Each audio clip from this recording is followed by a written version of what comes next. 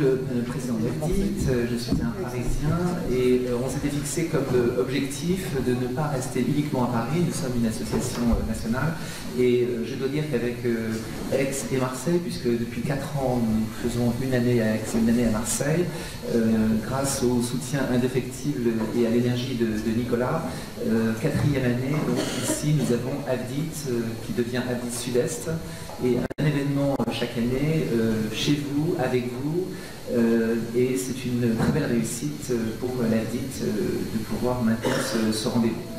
Donc nous avons effectivement ce thème donc, sur le droit et la sécurité et les institutions face aux défis donc, de la sécurité informatique.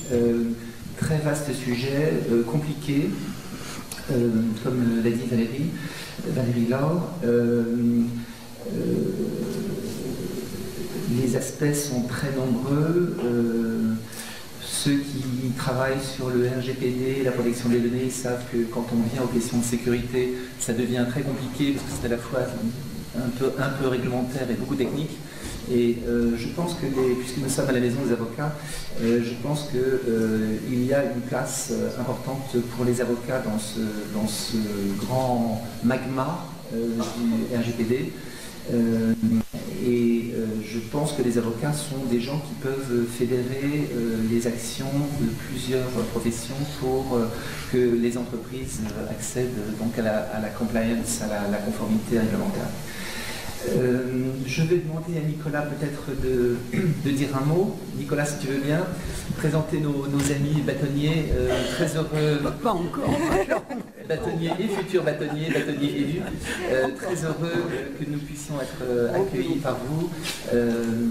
Voilà, l'AFDIT considère que vraiment ce sont avec des partenariats avec nos confrères, les institutions, les universités, que nous arrivons à cette plateforme d'échange sur les questions du droit numérique. Je passe la parole à Nicolas.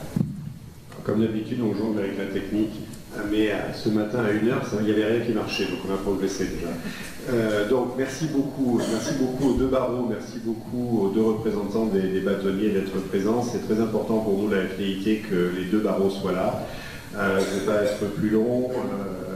Philippe Ruzeau et Yann Arnoux-Polac, qui sont respectivement pour Aix-en-Provence et pour Marseille. Et merci depuis donc pour la 4e année que les deux barreaux nous soutiennent, participent à l'organisation de cette manifestation et qu'on puisse effectivement avoir, et j'en profite puisque j'ai le micro avant de le lâcher, de remercier tous les intervenants qui sont venus malgré les périodes un petit peu compliquées en termes de transport dans lesquelles on est.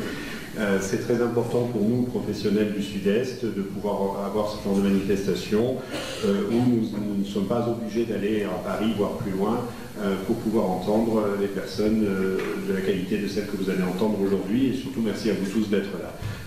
Premier local. Merci Nicolas.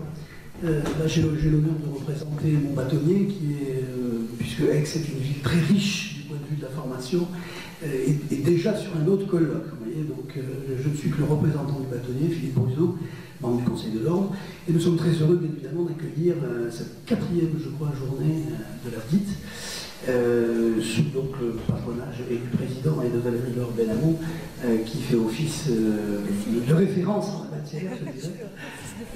Alors, nous sommes très heureux à Aix d'organiser, bien évidemment, avec nos amis du barreau de Marseille, une année sur deux cette journée. D'abord parce que, comme l'a rappelé le président, les avocats, moi je les représente un peu aujourd'hui, ont, je crois, un grand rôle à jouer dans toutes ces matières, que ce soit le net, les avancées informatiques, la blockchain. Je crois que les 2e journées de l'AFDIT étaient organisées autour notamment du thème de la blockchain, qui est assez cher, puisque nous avons fait un colloque il y a quelques jours à Aix-en-Provence sur la tokenisation et sur les blockchains, organisé d'ailleurs par mon cabinet.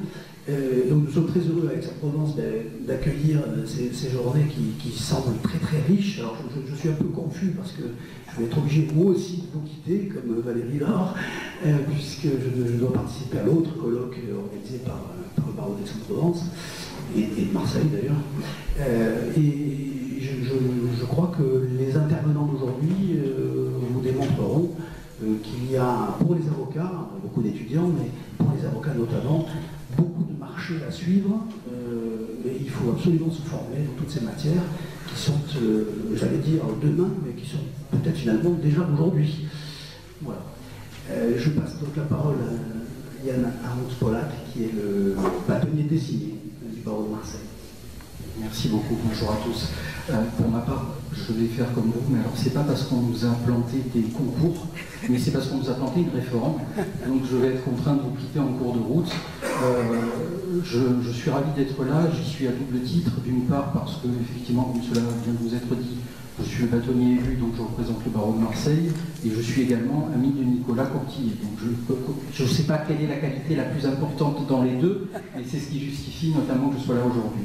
Je suis également honoré de participer à votre 4e journée de formation sur le numérique, d'autant que votre association est une association qui existe maintenant depuis plus de 30 ans et qui est un véritable fer de lance en matière de droit numérique.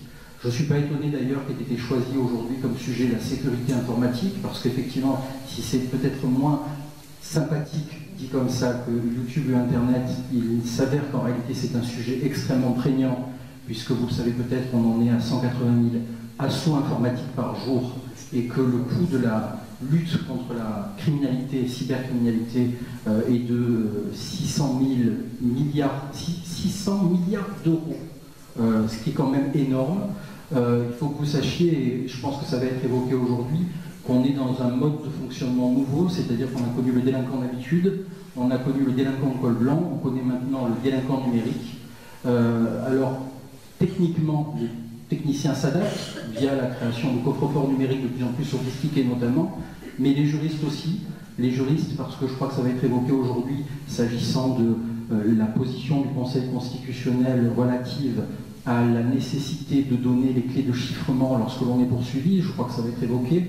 Pareillement, des interventions multiples de l'ANSSI, ANSSI dont il y a un représentant aujourd'hui parmi vous, mais aussi la mise en place de la directive européenne NIS, dont vous allez également parler. Tout ça pour dire en définitive qu'on est dans un sujet d'actualité, que ça ne m'étonne pas que vous ayez choisi ce sujet-là. Il y a aussi quelque chose de très intéressant, je ne sais pas si vous allez en parler parce que moi ça m'a passionné, c'est la cyberguerre, puisqu'on se rend compte qu'effectivement, au-delà des attaques menées à l'encontre des entreprises, au-delà des attaques menées à l'encontre des particuliers, via les ransomware, on a aussi des attaques menées entre les États par l'intermédiaire justement des systèmes informatiques, ce qui est particulièrement intéressant. Donc voilà, je suis ravi d'être là, je suis ravi de représenter le barreau de Marseille et ben, on vous attend, si j'ai bien compris, sur Marseille l'année prochaine. Voilà. Absolument. Absolument.